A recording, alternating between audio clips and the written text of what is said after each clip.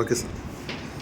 పశ్చిమ గోదావరి జిల్లా SP Shri Nayeem Ashmi IPS వారి ఆదేశాల మేరకు స్పెషల్ పార్టీ అదేవిధంగా ఆచంట పోలీసు వారు కలిసి కంబైన్డ్గా ఆచంట నుండి మార్కెట్ వెళ్ళే రోడ్లో ఖాళీ ప్రదేశంలో 7 వ్యక్తులు గంజాయి కలిగి ఉన్నారని రాబడిన సమాచారం మీద ఆచంట ఎస్ఐ వెంకటరామన్ గారు వారి సిబ్బంది స్పెషల్ పార్టీ కలిసి అక్కడ వెళ్ళి రైడ్ చేయగా 7 వ్యక్తులు దొరికారు.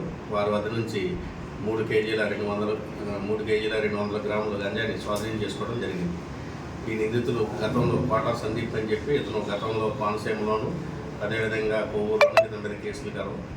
అదేవిధంగా గెద్దాడ సుభాష్, వేమూరు ప్రభాకర్, చెల్లం పృథ్వీరాజ్, నక్కా బాలకృష్ణ, దేవతల కృష్ణబాబు, వెంకటన వాసు అనే ఈ 7 ముద్దాయిలు కూడా అరెస్ట్ చేయడం జరిగింది.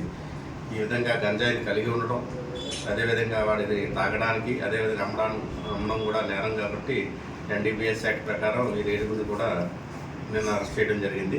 ఈరోజు కోర్టు ముందు హాజరుపరుస్తున్నాం. అదేవిధంగా మండలంలో అదేవిధంగా సర్కిల్ పరిధిలో ఎక్కడైనా కానీ ఇలా గంజాయి అమ్మకాలు కానీ అదేవిధంగా గంజాయి కలిగి ఉన్న వ్యక్తుల సమాచారం కానీ ప్రజలకు తెలిస్తే మాకు తెలియపరచవలసిందిగా కోరుచున్నాం. వారి యొక్క వివరాలను గోప్యంగా ఉంచుతామని తెలియజేస్తాం. గంజాయి మత్తు వల్ల చాలా కుటుంబాలు పాడైపోతున్నాయి.